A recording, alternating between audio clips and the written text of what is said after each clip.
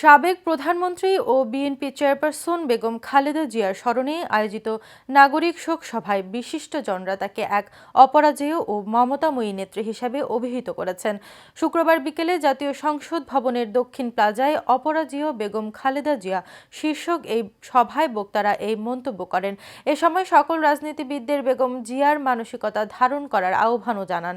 বক্তারা মরহুম নেত্রীর দীর্ঘ রাজনৈতিক সংগ্রাম ও চারিত্রিক দৃঢ়তার ভূয়সী প্রশংসা করেন।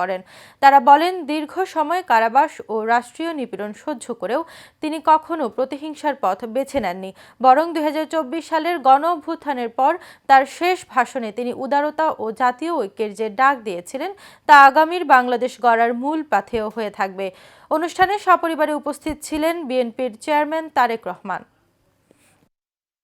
আপনাদের সঙ্গে ছোট্ট করে শেয়ার করতে চাই। অস্বীকার করার উপায় নেই, কিন্তু